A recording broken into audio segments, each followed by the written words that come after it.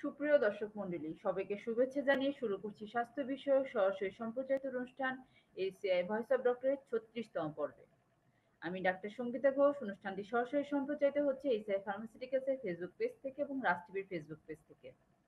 অনুষ্ঠানটির scientific partner ACI pharmaceuticals, power by অ্যারোনিম, সেরেক্সিপি, সেফিন-3 অ্যান্ড গ্যাভিলাক। আজকে অনুষ্ঠান আলোচনার বিষয় খাদ্যথলি ও খাদ্যনালী টিউমার।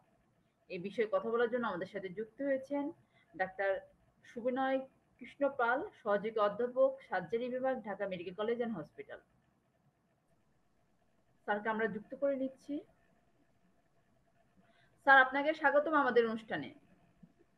হ্যাঁ, আপনাকে ধন্যবাদ। আপনার মাধ্যমে রাজ টিভির দর্শক এবং শ্রোতা, তাছাড়া কর্তৃপক্ষের সবাইকে আমি অভিনন্দন জানাচ্ছি এবং আজকে দর্শকদেরকে আমি অভিনন্দন জানাচ্ছি। ধন্যবাদ স্যার। স্যার, আজকে অনুষ্ঠানের আলোচনার বিষয় খাদ্যথলি ও খাদ্যনালী টিউমার। স্যার, আসলে এই যে খাদ্যথলি ও খাদ্যনালী টিউমার বলতে স্যার আসলে আমরা কি বুঝি? আমরা খাদ্য নালী বলতে কি জিনিস সেটা বুঝি আগে, যে আমরা খাদ্য গ্রহণ করার পর যেখানে খাদ্য যে জমা হয় সাময়িক সময়ের জন্য, সেটাকে আমরা খাদ্য থলি অথবা স্টমাক বলি। তো স্টমাকে বিভিন্ন ধরনের অসুখ হয়, এর মধ্যে কমন যে অসুখ সেটা হচ্ছে পেপটিক আলসার। এর পরবর্তী যেই ডেঞ্জারাস ডিজিজ সেটা হচ্ছে আমাদের পিত্ত খাদ্যথলিতে ক্যান্সার। আজকে আমরা মূলত খাদ্যথলির ক্যান্সার নিয়েই কথাবার্তা বলবো এবং এটা কিভাবে সৃষ্টি হয়, এটা প্রতিকার কিভাবে করা যায়, চিকিৎসা কিভাবে হয়, এই সংক্রান্ত কথাবার্তা আমরা বলবো। আর খাদ্য নালী এটা ব্যাপক ব্যাপার। একদম খাদ্যথলি থেকে শুরু করে একদম পায়ুপথ পর্যন্ত পুরাটাই খাদ্য থলির একটা নালীর একটা অংশ। কিন্তু নালীর অংশটা আজকে আলোচনাতে ইনক্লুড করলে অনেক লম্বা সময় হয়ে যাবে। সেই ক্ষেত্রে আমরা শুধু আমাদের বক্তব্যটা খাদ্যথলির প্যাথোলজি, বেসিক্যালি খাদ্যথলির যে ক্যান্সার অথবা টিউমার, এ নিয়ে আলোচনা করব। তো খাদ্যথলিতে যে টিউমার হয়, এটা আমাদের আহ, কিছু টিউমার আছে ভালো ধরনের টিউমার, আর কিছু টিউমার হচ্ছে খারাপ ধরনের টিউমার। ভালো ধরনের টিউমার বলতে বেনাইন টিউমার বুঝি, আর খারাপ ধরনের টিউমার বলতে যেটা ম্যালিগন্যান্ট বা ক্যান্সার জাতীয় টিউমার। তো খাদ্যথলিতে টিউমার বলতে বেসিক্যালি খারাপ ধরনের টিউমারই বেশি হয়, যেটাকে বলে ক্যান্সার, স্টমাক ক্যান্সার, খাদ্যথলির ক্যান্সার। এই রোগটা অ্যাগ্রেসিভ ক্যান্সার। আমাদের শরীরে যত ধরনের ক্যান্সার আছে এর মধ্যে one of the aggressive cancer হচ্ছে খাদ্যথলির ক্যান্সার বা স্টমাক ক্যান্সার। ধন্যবাদ স্যার। স্যার, আসলে এই ক্যান্সার বা টিউমার স্যার এটা কেন হয় স্যার? এই যে খাদ্যথলি বা খাদ্যনালীতে এই টিউমারটা কেন হয়? দেখুন, আমরা তো আসলে খাদ্যথলির কোনো ক্যান্সারেরই একদম সঠিক কারণ এই পর্যন্ত আমরা জানতে পারিনি। এগুলি নিয়ে বিভিন্ন ধরনের আলোচনা হচ্ছে, স্টাডি হচ্ছে, কিন্তু এই পর্যন্ত যে সমস্ত ফ্যাক্টরকে এই ক্যান্সার হওয়ার জন্য দায়ী মনে করা হচ্ছে, এর মধ্যে কিছু ইটোলজিক্যাল ফ্যাক্টর আমরা যদি আলোচনা করি। প্রথম হচ্ছে হেলিকোব্যাক্টার পাইলোরি নামে একটা জীবাণু আছে, যেটা গত 2 ডিকেড মানে গত 10 থেকে 20 বছর যাবত এটা নিয়ে আলোচনায় আসছে। এক ধরনের জীবাণু হেলিকোব্যাক্টার পাইলোরি দিয়ে যদি আমাদের স্টমাকে ইনফেকশন হয়, সেখান থেকে পরবর্তীতে ক্যান্সার হওয়ার সম্ভাবনা থাকে। 2 নম্বর ফ্যাক্টর হচ্ছে খাদ্যের কিছু আহ, উম, কিছু খাদ্য আছে যেগুলি আমাদেরকে ক্যান্সারে সহায়তা করে, যেমন স্মোক ফুড। স্মোক ফুড মানে পোড়া মুরগি, পোড়া মাছ, অথবা কোনো হাফ কুকড কোনো জিনিস, ডিজে পার্টিতে যেটা করি আমরা, এই সমস্ত খাদ্যদ্রব্য যদি আমরা গ্রহণ করি বেশি পরিমাণে, সেক্ষেত্রে এই স্মোক ফুড থেকে হতে পারে। 2 নম্বর হচ্ছে যদি পানীয়তে লবণ বেশি থাকে, এক্সেস সল্টের water, alcohol drinking, smoking, spicy food, যেগুলি ঝাঁঝালো, আমাদের অ্যাসিড সিক্রেশন বাড়ায় দেয়, এই সমস্ত খাদ্যদ্রব্যের কারণেও আমাদের আলসার এবং পরবর্তীতে ক্যান্সার হতে পারে। নেক্সট হচ্ছে কিছু জিওগ্রাফিক্যাল ফ্যাক্টর। পৃথিবীর কিছু কিছু এরিয়াতে দেখা যাচ্ছে যে এই খাদ্যথলির ক্যান্সার বেশি, যেমন আমাদের ইস্ট এশিয়ান কান্ট্রিগুলি, এশিয়ান কান্ট্রি, এদের মধ্যে এই প্রবণতাটা বেশি in comparison to Europe and America. ওখানে হচ্ছে না তা না, কিন্তু এই জিওগ্রাফিতে বেশি। 3 নম্বর হচ্ছে রেশিয়াল ফ্যাক্টর। দেখা গেছে ব্ল্যাকদের মধ্যে এটা বেশি হচ্ছে, এবং যারা ককাশিয়ান বা হোয়াইট এদের মধ্যে কম্পারেবলি কম কম হচ্ছে। কিছু ফ্যাক্টর আছে জেনেটিক ফ্যাক্টর। জেনেটিক ফ্যাক্টর বলতে যে ফ্যামিলির যদি কারোর আগে কোনো ক্যান্সার হয়ে থাকে, গ্যাস্ট্রিক ক্যান্সার, পরবর্তীতে তাদের যে অফস্প্রিং আছে তাদের এই প্রবণতাটা বেশি থাকে। কিছু কিছু ব্লাড গ্রুপ, যেমন এ গ্রুপের যাদের ব্লাড গ্রুপ, তাদের আবার tendency to becoming the gastric cancer এদের একটু বেশি থাকে। আবার ও গ্রুপের ব্লাড গ্রুপ যাদের, এই সমস্ত ব্যক্তিদের দেখা যায় যে গ্যাস্ট্রিক আলসার বেশি হচ্ছে, পেপটিক আলসার। মানে এ গ্রুপের বা আমাদের যারা আছে তাদের প্রবণতাটা বেশি in comparative to other groups. Next হচ্ছে কিছু প্রি ক্যান্সারাস কন্ডিশন, যেমন হচ্ছে অ্যাক্লোরহাইড্রিয়া, হাইপোক্লোরহাইড্রিয়া। তার মানে যদি অ্যাসিডের পরিমাণ কমে যায়, স্টমাকের কাজ হচ্ছে এনজাইম সিক্রেশন করা অ্যাজ ওয়েল এজ এর মধ্যে থেকে অ্যাসিড সিক্রেট করা। যদি অ্যাসিডের পরিমাণ কমে যায় অথবা অ্যাসিড একদমই সিক্রেশন না হয়, সেটাকে বলে অ্যাক্লোরহাইড্রিয়া। এই সমস্ত ক্ষেত্রেও কিন্তু গ্যাস্ট্রিক ক্যান্সার হওয়ার প্রবণতা বেড়ে যায়। এগুলি কতগুলি ফ্যাক্টরকে আমি বললাম, কিন্তু মূলত কোনো ফ্যাক্টরই একদম সরাসরি দায়ী সেটা কিন্তু বলা যাবে না। অনেক সময় মাল্টি ফ্যাক্টরিয়াল হয়, environmental as well as the genetic, এগুলির কম্বিনেশন হয়। ধন্যবাদ স্যার অনেক সুন্দর উপস্থাপনার জন্য। স্যার আসলে কি কি সিমটম থাকলে একজন সাধারণ মানুষ বুঝতে পারবেন যে উনি ক্যান্সার আক্রান্ত হয়েছেন বা আহ, ভুগছেন বা সেই সময় ডক্টরের শরণাপন্ন হবেন? দেখুন, খাদ্যথলিটা অনেকটা ব্যাগের মতো, অনেক ক্যাপাসিয়াস। তো সেখানে কোনো আলসার বা ক্যান্সার অথবা প্যাথোলজি হলে মানে সহজে বোঝা যায় না। আর্লি স্টেজে আমরা অনেক ক্ষেত্রেই বুঝতে পারি না। কিছু কিছু ফ্যাক্টর যেমন আছে, যদি নিউ অনসেট অফ ডিসপেপসিয়া, 40 বছরের পরে যদি কারো ডিসপেপসিয়া দেখা দেয়, তাদের আমরা সন্দেহ করি যে এদের কি স্ক্রিনিং করতে হবে। নেক্সট হচ্ছে কারোর যদি আনএক্সপেক্টেড কোনো বডি ওয়েট লস হয়ে যায়, তার শরীর হঠাৎ করে শুকিয়ে যাচ্ছে, ওজন কমে যাচ্ছে, খাবার রুচি কমে যাচ্ছে, মানে পেট ফাঁপা থাকে, ভালোভাবে হজম হচ্ছে না, খাওয়ার রুচি কমে যাচ্ছে, এই ধরনের সিমটম নিয়ে আসে, যেটা বলে ডিসপেপটিক সিমটম। নেক্সট হচ্ছে কিছু কিছু আছে 3A বলি আমরা, এনিমিয়া, অ্যাস্থেনিয়া, অ্যান্ড হচ্ছে অ্যানোরেক্সিয়া। ক্ষুধামন্দ হবে, তার শরীরে রক্ত কমে যাবে এবং দুর্বল দুর্বল ভাব। এটা নিয়েও কিন্তু অনেক প্রেজেন্ট করতে পারে। কিছু হচ্ছে যে তার যদি খাদ্যথলির উপরে হয়, স্টমাকটার উপরে যদি ক্যান্সারটা হয়, খাদ্য নালীটা বন্ধ করে দেয়, উপরের অংশটা বন্ধ করে, তখন খেতে অসুবিধা হয়। দ্যাট ইজ আমরা বলি ডিগ্লোডেশনে যদি প্রবলেম হয়, খাদ্য গ্রহণ করতে যদি কষ্ট হয়, সেটা সিমটম নিয়ে আসতে পারে। কিছু কিছু কিছু রোগী আছে যে তার ডিস্টাল এন্ডে হয়, যেটা আউট প্যাসেজের মধ্যে, আউট প্যাসেজটা বন্ধ করে দেয়, সেই ক্ষেত্রে তার ভমিটিং টেন্ডেন্সি নিয়ে আসে, মানে খাবার পর পরে বমি হয়। আর মোস্ট কমন সিমটম যেটা, পেট ব্যথা, উপর পেটে ব্যথা হয়, উপর পেটে ব্যথা হয়। এবং এই ব্যথাটা আগে অ্যান্টাসিড অথবা H2 ব্লকার অথবা গ্যাস্ট্রিকের ওষুধ খেলে আগে সেরে যেত, কিন্তু এখন গ্যাস্ট্রিকের ওষুধ খেলেও সারছে না, কিন্তু এই ব্যথা কিন্তু ক্রমান্বয়ে এই থেকেই যাচ্ছে। তখনও সন্দেহ করতে হবে যে কোনো গ্যাস্ট্রিক আলসার থেকে ক্যান্সার হয়ে গেল।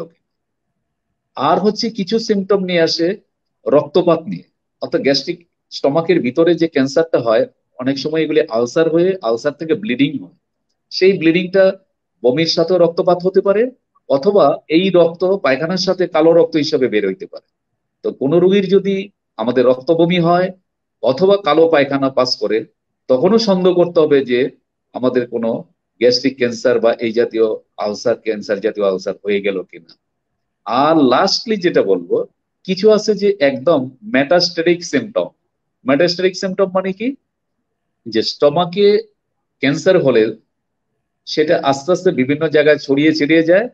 তো রুগী প্রথম ছড়ানো ছিটানো অংশ দিয়ে বুঝে প্রথম, যেমন উপরে যদি তার বারকোজ গ্ল্যান্ড, গলার মধ্যে তার লিম্ফ নোড ফুলে নিয়ে আসতে পারে, নাভিতে ফুলা নিয়ে আসতে পারে, অথবা বোন পেন নিয়ে আসতে পারে, জন্ডিস নিয়ে আসতে পারে।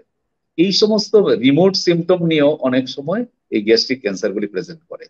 তো মোস্ট কমন প্রেজেন্টেশন হচ্ছে pain, new onset of dyspepsia, 40-এর পরে যদি হঠাৎ করে ডিসপেপসিয়া হয়, আগে গ্যাস্ট্রিক আলসার ব্যথা হতো, কিন্তু অ্যান্টাসিড পেস্ট ব্লকার খেলে কমে যেত, এখন এগুলিতে কমছে না। তখনও আমরা সন্দেহ করতে পারি যে তার কি মেলিগন্যান্সিতে টার্ন হলো কিনা। আর হচ্ছে আনএক্সপেক্টেড বডি ওয়েট লস, সেটা হলেও আমরা সন্দেহ করি যে তার কোনো গ্যাস্ট্রিক মেলিগন্যান্সিতে টার্ন করলো কিনা। These are the few symptoms, মানে এগুলি হচ্ছে কিছু উপসর্গ যেটা আমরা গেস করতে পারি, বুঝতে পারি। ধন্যবাদ স্যার। আচ্ছা, একজন পেশেন্টের স্যার ডায়াগনোসিস করার জন্য কি কি পরীক্ষা নিরীক্ষা বা ইনভেস্টিগেশন দরকার স্যার, এই যে টিউমার গুলো পরীক্ষা করার জন্য? স্টোমাকের টিউমার বা পিত্ত খাদ্যনালী টিউমার বা খাদ্যথলি টিউমার। আমরা খাদ্যনালীর টিউমার ডায়াগনোসিসের জন্য যদি এই ধরনের সিমটম থাকে, যে তার গ্যাস্ট্রিক আলসার, পেপটিক আলসারের একটা হিস্ট্রি থাকে, এখন সে অ্যান্টাসিড খেলে বা ইয়ে খেলে কমছে না, সেই ক্ষেত্রে আমরা কিন্তু আবার যে এন্ডোস্কোপি বলে, এটা খুবই এখন প্রতি জেলাতেই মোটামুটি অ্যাভেলেবেল আছে। এই এন্ডোস্কোপি করলে কিন্তু ভিতরে আলসার অথবা কোনো ঘা আছে কিনা, ক্ষত আছে কিনা, টিউমার আছে কিনা, সেটা কিন্তু আমরা এই অল্পতেই বুঝতে পারি। এটা একটা ইম্পর্টেন্ট এইড। আর কিছু পরীক্ষা আছে, আল্ট্রাসোনোগ্রাম, সিটি স্ক্যান, এগুলি আরো উন্নত ধরনের পরীক্ষা। সেটা হচ্ছে যে যদি এই টিউমারটা ছড়িয়ে ছিটিয়ে বাইরে চলে আসে, সেই ক্ষেত্রে অন্য কিছু এইড আমরা নিতে পারি, যে যে আল্ট্রাসোনোগ্রাম, সিটি স্ক্যান এগুলি নিতে পারে। কিন্তু মোস্ট ইম্পর্টেন্ট এইড হচ্ছে, ইনভেস্টিগেশন হচ্ছে এখানে এন্ডোস্কোপি, আপার যে এন্ডোস্কোপি।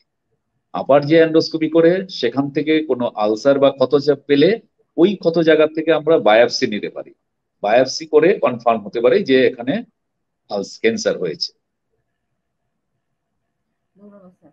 স্যার আসলে এই স্যার যখন একটা পেশেন্টের ডায়াগনোসিস হয়ে যায় যে উনি খাদ্যনালী বা খাদ্যথলির টিউমারে ভুগছেন, স্যার সে ম্যানেজমেন্ট আসলে কিভাবে হয়ে থাকে স্যার? ম্যানেজমেন্ট হচ্ছে আমরা কখন রুগীটাকে আমাদের হাতে পেলাম, অর্থাৎ ডায়াগনোসিসটা কোন সময় হলো। এটাকে আমরা দুইটা ক্যাটাগরিতে ভাগ করি, যে আর্লি গ্যাস্ট্রিক ক্যান্সার আর একটা হচ্ছে late gastric cancer, advance gastric cancer. Early gastric cancer মানে ক্যান্সারটা স্টমাকের বা খাদ্যথলির শুধু দুইটা লেয়ারকে ক্রস করেছে, মিউকোসা এন্ড সাবমিউকোসা বলি। এই দুইটা ক্রস করলে, এই দুইটার মধ্যে যদি সীমাবদ্ধ থাকে, এটা হলো আর্লি গ্যাস্ট্রিক ক্যান্সার। এই আর্লি অবস্থায় যদি ধরা যায় কোনো গ্যাস্ট্রিক ক্যান্সার, তাহলে সেই ক্ষেত্রে ট্রিটমেন্ট খুবই fruitful treatment, that is surgery is the best choice. Surgery করলে কমপ্লিট কিউর।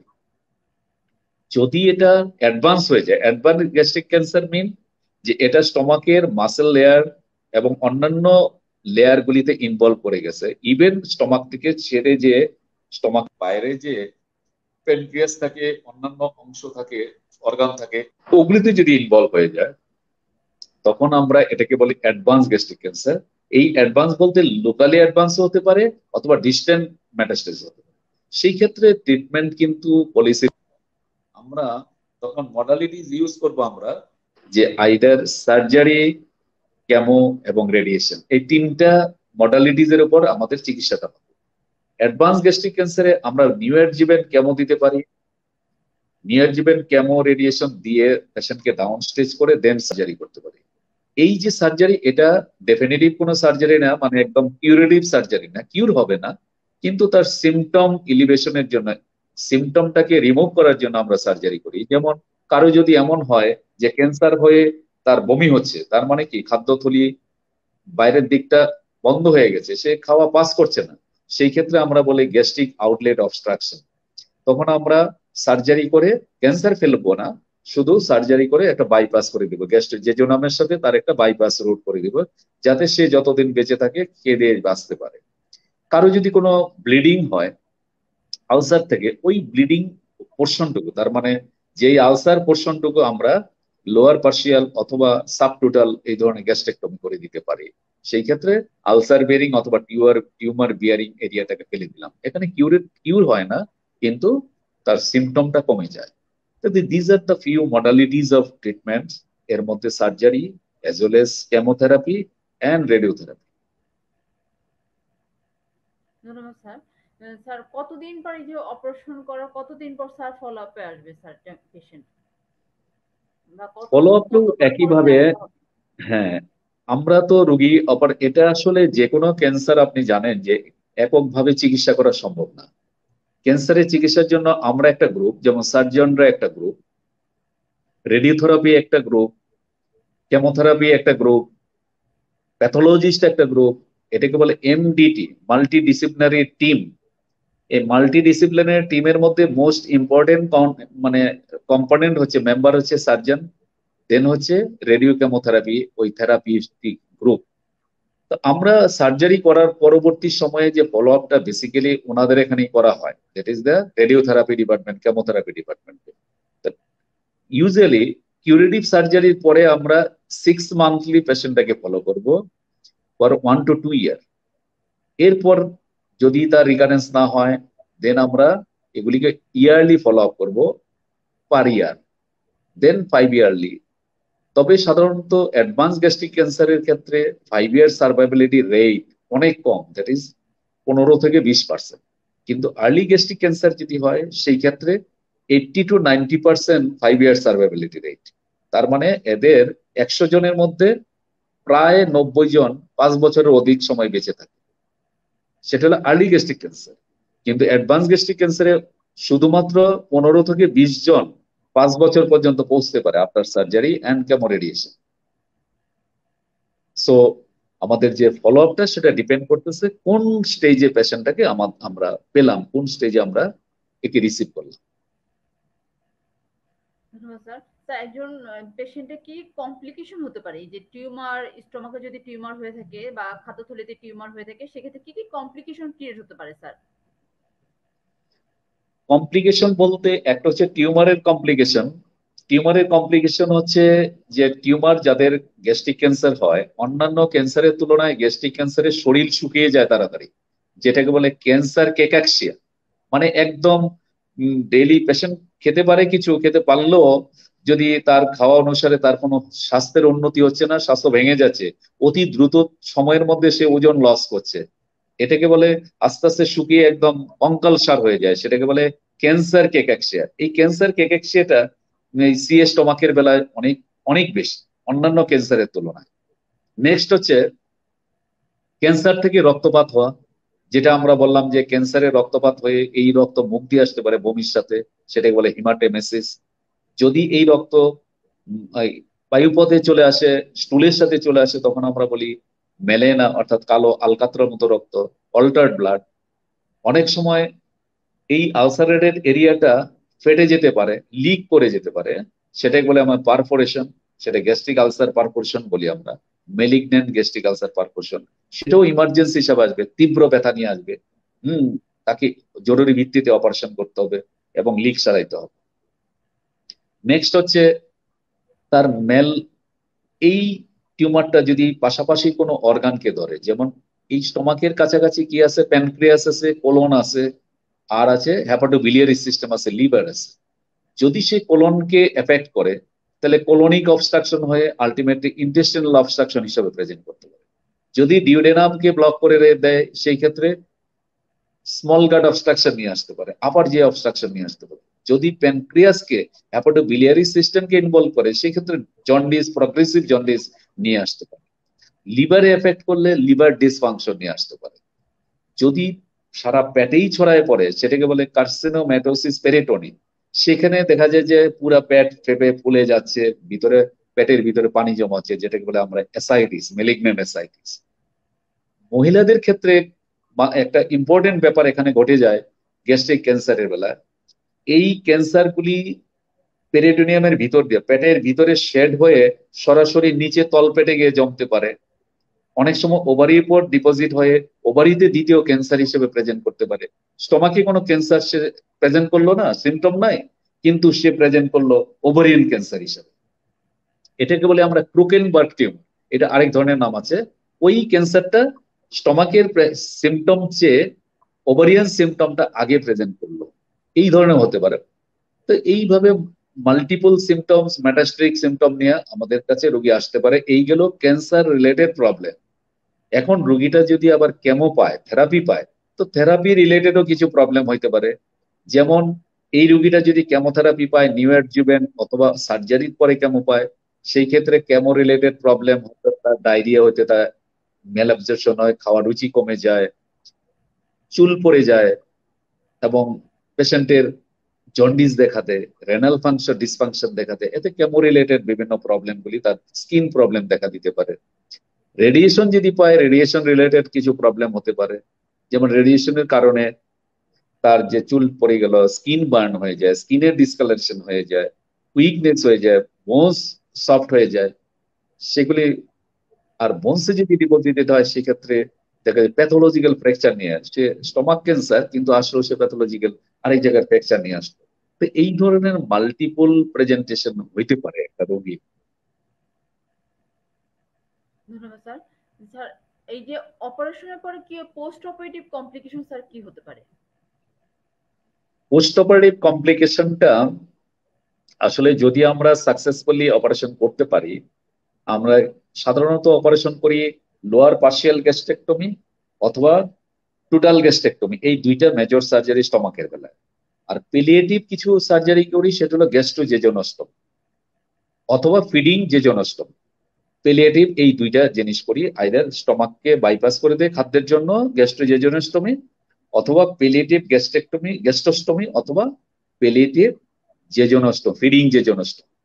তো এখন যদি আমরা পার্শিয়াল গ্যাস্ট্রেক্টমি, লোয়ার পার্শিয়াল অথবা সাবটোটাল অথবা টোটাল গ্যাস্ট্রেক্টমি, তার পরবর্তী সময় বিভিন্ন সিমটম নিয়ে আসতে পারে। ইমিডিয়েট যে সিমটম বলি পোস্ট অপারেটিভ কমপ্লিকেশন, সেটা ব্লিডিং হইতে পারে, কারণ মেলিগন্যান্ট কেসগুলি প্রচন্ড ব্লিডিং টেন্ডেন্সি থাকে। 2 নম্বর হচ্ছে তার এই ব্লিডিংটা এক্সট্রিম বাইরের দিকে আসতে পারে, আবার লুমেনের ভিতরেও ব্লিড করতে পারে, লুজ বাইটের জন্য অথবা কোনো বাইট কেটে গেলে, অথবা লিগেচার যদি রিয়েকশনের ব্লিডিং, এগুলি ব্লিডিং হয়ে তার খাদ্যনালী দিয়ে আসতে পারে, অথবা বায়ুপথ দিয়ে, অথবা আমাদের বমির সাথে আসতে পারে, এইগুলোর ব্লিডিং। 2 নম্বর হচ্ছে তার গ্যাপ হতে পারে, মানে অ্যানাস্টোমোসিস যে জায়গা হয়েছিল ওই অ্যানাস্টোমোসিসের কোন একটা জায়গা লিক করে গেল, সেই ক্ষেত্রে অ্যানাস্টোমেটিক ডেইসেন্স পার্শিয়াল হতে পারে অথবা কমপ্লিট ডেইসেন্স হতে পারে। এটাও মারাত্মক ঝুঁকি। তার যদি লিক হয়ে যায়, ইন্টেস্টিনাল কন্টেন্ট গুলি, জেজোনাল কন্টেন্ট, গ্যাস্ট্রিক কন্টেন্ট পেরিটোনিয়ামে পড়বে, পেরিটোনাইটিস হবে, পেশেন্টের একটা ক্যাটাবলিক স্টেটে চলে যাবে, এবং অ্যাবডোমিনাল উন্ড ডেইসেন্স, উন্ড গ্যাপ, এগুলি হতে থাকবে। আলটিমেটলি এই পেশেন্ট গুলি আমরা লুজ করে ফেলি, এগুলিকে টিকানো যায় না। লাস্টলি হচ্ছে যদি কোনো কিছুই হলো না, ইমিডিয়েটলি কোনো মানে তার ব্লিডিংও হলো না, অ্যানাস্টোমোসিস লিকেজও হলো না, পরবর্তীতে দেখা যায় স্টমাকের কিছু অংশ না থাকার জন্য কিছু ডাম্পিং সিমটম বলে এটাকে, আর্লি ডাম্পিং, লেট ডাম্পিং, এই সমস্ত সিমটম গুলি সে খেলে আবার বিলিয়ারি রিগার্জিটেশন হয়, বাইল উল্টা দিকে চলে আসে, স্টমাকে চলে আসে, পেশেন্টের ম্যালঅ্যাবজর্পশন হয়, খাওয়ার তার ডিসটেস্ট হয়, এগুলি নানা হওয়া সিমটম, এগুলি post operatively short term and long term হতে পারে। ধন্যবাদ স্যার। সুপ্রিয় দর্শক মন্ডলী, আজকে আমাদের সাথে যুক্ত হয়েছেন ডাক্তার সুবিনয় কৃষ্ণ পাল স্যার, সহযোগী অধ্যাপক, Dhaka medical college hospital surgery বিভাগ। দর্শক মন্ডলী, আজকে অনুষ্ঠানটি সায়েন্টিফিক পার্টনার ইসরায়েল ফার্মাসিউটিক্যালস, পাওয়ার বাই অ্যারোনয়েস, রেক্সিবি সেফিন 3 অ্যান্ড গ্যাভিলাক।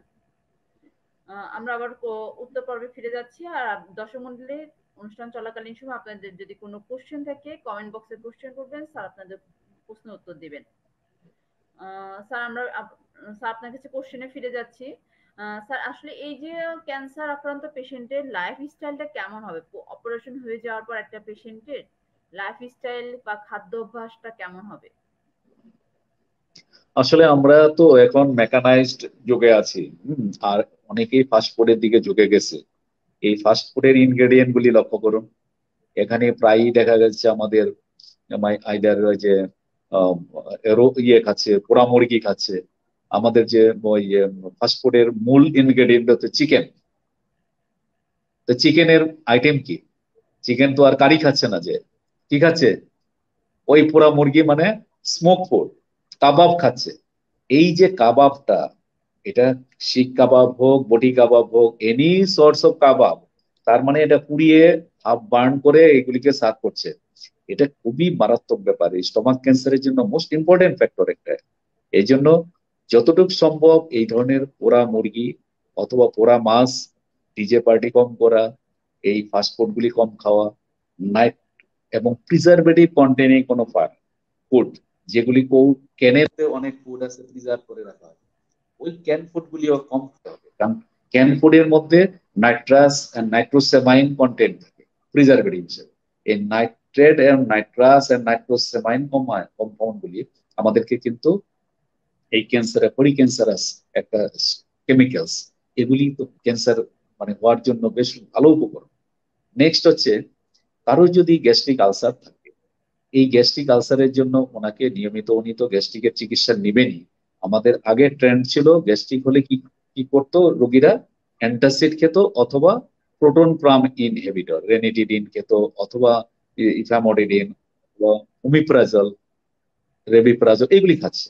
কিন্তু এখন কিন্তু ম্যাক্সিমাম পেপটিক আলসারই হচ্ছে বাই হেলিকোব্যাক্টার পাইলোরি। তো শুধু অ্যাসিড লোয়ারিং এজেন্ট খেলে হবে না, তার পাশাপাশি তাকে ইরাডিকেশন থেরাপি মানে কি, তাকে আগে আগে আইডেন্টিফাই করতে হবে যে তার যে আলসারটা হয়েছে, গ্যাস্ট্রিক হয়েছে, পেপটিক আলসার হয়েছে, এটা কি হেলিকোব্যাক্টারি পাইলোরির উপস্থিতি আছে ওখানে। যদি হেলিকোব্যাক্টার পাইলোরি উপস্থিতি পাওয়া যায়, সেই ক্ষেত্রে অবশ্যই তাকে ট্রিপল থেরাপি বলি আমরা, ওই ট্রিপল থেরাপি দিয়ে ট্রিটমেন্ট নিতে হবে। এখানে ডবল অ্যান্টিবায়োটিক, এর সাথে যুক্ত হবে প্রোটন পাম্প ইনহিবিটর। এটা পাইলোকিট নামে আছে অথবা পাইলোট্রিপ নামে আছে, হেলিকন কিড নামে আছে। এটা 2 বেলা করে 14 দিন খেতে হবে। এটাকে বলে ইরাডিকেশন থেরাপি, ট্রিপল থেরাপি, এটা রিসেন্ট।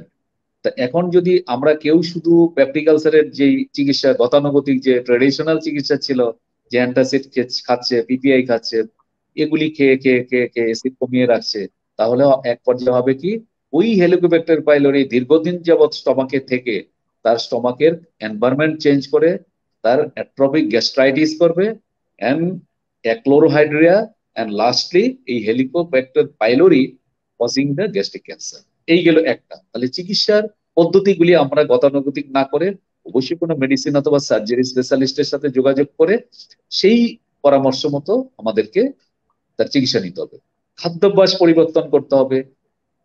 যাদের কোনো স্মোকিং এর মানে ব্যাড হ্যাবিট আছে, স্মোকিংটা অ্যাভয়েড করতে হবে। অ্যালকোহল কনজাম্পশনে যাদের কোনো বদ অভ্যাস আছে, অ্যালকোহল কনজাম্পশন গুলি, সফট ড্রিঙ্কস এগুলি অ্যাভয়েড করতে হবে। খাবে কি তাহলে?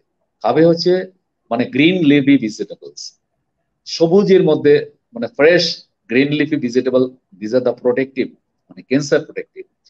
পানি বেশি করে খাবে, স্পাইসি ফুড গুলি অ্যাভয়েড করবে, মানে ইয়ে না করে স্ট্রেসটা অ্যাভয়েড করবে। আমরা এখন যেই যুগে আছি, কেউ স্ট্রেসের বাইরে নেই। তো যতটুকু পারা যায় স্ট্রেসকে অ্যাভয়েড করা, মানে দুশ্চিন্তা না করা, খাদ্যাভ্যাস রেগুলার খাবার খাওয়া, খাওয়ার ক্ষুধা লেগে দেখা গেলো যে কাজের ফাঁকে ক্ষুধা লেগে গেছে কিন্তু না খেয়ে অন্য কিছু ফাস্টফুড খাচ্ছে অথবা কোনো স্পাইসি কিছু খাচ্ছে, এতে আরো এগ্রাভেট করতেছে। তাহলে মূল উপদেশ হচ্ছে খাদ্যাভ্যাস পরিবর্তন, লাইফস্টাইল মডিফিকেশন। 2 নম্বর হচ্ছে খাওয়ার কিছু উপকরণ যেগুলি আমরা বেশি করে খাবো, যেমন গ্রিন লিফি ভেজিটেবল, সবজি শাক এগুলি, ছোট মাছ, তৈলাক্ত মাছ কম খাবো। 3 নম্বর হচ্ছে আমরা কিছু জিনিস অ্যাভয়েড করব, যেটা স্মোকিং, অ্যালকোহল, স্পাইসি ফুড এবং ফাস্ট ফুড, বিশেষ করে স্মোক ফুড, কাবাব এবং পোড়া মুরগি, পোড়া মাছ এগুলি আমরা অ্যাভয়েড করব। স্টোরড ফুড এগুলি অ্যাভয়েড করব। তো এই জিনিসগুলি যদি আমরা মেনে চলতে পারি, আমরা মনে করব একই সাথে যে এই রোগ থেকে অন্তত এই মানে জীবনঘাতী রোগ যেটি গ্যাস্ট্রিক ক্যান্সার, সেটা থেকে আমরা নিজেকে মুক্ত রাখতে পারবো।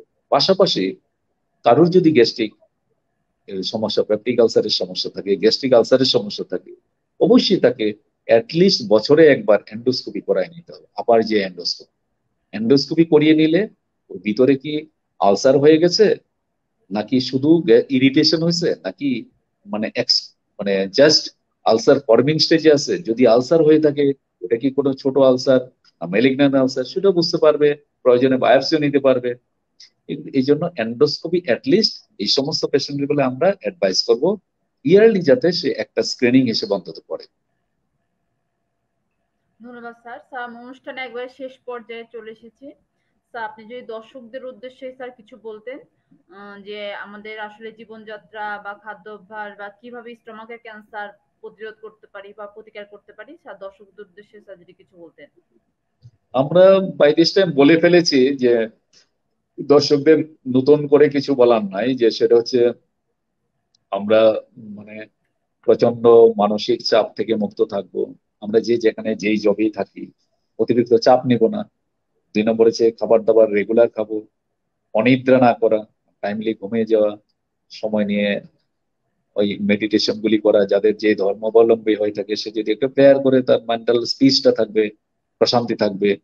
2 নম্বর হচ্ছে তার খাদ্যাভ্যাস পরিবর্তন করবে। খাদ্যাভ্যাসের মধ্যে সকালবেলায়, সকাল দুপুর রাতে যখন যার খাওয়ার সময় এই খাওয়ার টাইমলি খাবে, এবং এই খাওয়ার আইটেমের মধ্যে এমন কিছু খাদ্য রাখতে হবে যেগুলি আমাদের ক্যান্সার প্রিভেন্টিভ, মানে শরীরের জন্য হেলদি ফুড খেতে হবে। মানে স্টোরড ফুড কম খাবো, যেটাই খাবো ফ্রেশ খাবো, এবং দেশীয় জিনিস খাবো। এক্সট্রা কিছু মানে স্পাইসি ফুড অ্যাভয়েড করব, এবং বাইরের ফুড গুলিও আমরা যতটা পারি অ্যাভয়েড করবো, কারণ ওখানে বাইরের ফুডের মধ্যে ফাস্ট ফুডের ইনগ্রেডিয়েন্ট গুলি কিন্তু সবই খারাপ, মানে ম্যাক্সিমামই এদের ফুড ভ্যালুর খারাপ। 2 নম্বর হচ্ছে এরা মানে গ্যাস্ট্রিক আলসার থেকে ধরে অন্যান্য মেলিগনেন্সির জন্য কিন্তু ডিরেক্টলি অর ইনডিরেক্টলি দায়ী। তো ওখানে বিভিন্ন কেমিক্যালস দেওয়া থাকে, এই কেমিক্যালস গুলি কোনো না কোনো ভাবে আমাদেরকে এফেক্ট করছে, বডিকে এফেক্ট করছে। তাই দর্শকদের উদ্দেশ্যে বলবো, আমরা নিজে হোমমেড জিনিস ব্যবহার করব, আমরা যা খাই তাজা জিনিস খাবো। যতটুকু আমি সামর্থ্য আছে এর ভিতরে আমি নিজেকে মানে চলানোর চেষ্টা করব, এবং যতটুকু পারা যায় আমাদের দৈনন্দিন স্ট্রেস থেকে নিজেকে মুক্ত রাখবো। এবং হেলথ চেক আপ মানে কারো যদি এমন থাকে যে তার পেপটিক আলসার দীর্ঘদিন যাবত তার গ্যাস্ট্রিক আলসারের ওষুধ খেয়ে যেতে হচ্ছে, এবং ইরেগুলারলি, কেউ রেগুলারলিও খাচ্ছেন, সেই ক্ষেত্রে ওনাদের অ্যাডভাইস থাকবে আপনি অন্তত একবার আপার যে এন্ডোস্কোপি করুন। এন্ডোস্কোপি পরীক্ষাটা করলে অনেক তথ্য আমরা জেনে যাব, স্টমাকের ভিতরে অনেক তথ্য আমরা কিন্তু এট এ গ্লেন্স অল্প পয়সায় অল্প খরচে আমরা জানতে পারবো, এবং নিজেকে অনেকভাবে সেভ করতে পারবো, স্টমাককে সেভ করতে পারবো। ধন্যবাদ স্যার। স্যার আপনার ব্যস্ততম সময় থেকে আমাদেরকে সময় দেওয়ার জন্য স্যার আপনাকে অসংখ্য ধন্যবাদ। হ্যাঁ, আপনাকে ধন্যবাদ, এবং রাজ টিভি পরিবারকে আমার পক্ষ থেকে ধন্যবাদ। দর্শকদের তো তাদের সময় দেওয়ার জন্য অসংখ্য ধন্যবাদ। সুপ্রিয় দর্শক মন্ডলী, আজকের অনুষ্ঠানটি scientific partner SR pharmaceuticals power by অ্যারোনিম সেরেক্সিবি সেফিন 3 এন্ড গেভিলাক। ধন্যবাদ দর্শক মন্ডলী এতক্ষণ আমাদের সাথে যুক্ত থাকার জন্য। ধন্যবাদ এসআর ফার্মাসিউটিক্যালসকে। সবাই সুস্থ থাকবেন, ভালো থাকবেন, নিরাপদে থাকবেন সেই কামনায় আজ পর্যন্তই। You are watching Raj TV, Jagorone, Bangladesh. Sorry, আমি Please বুঝতে পারিনি। subscribe our channel.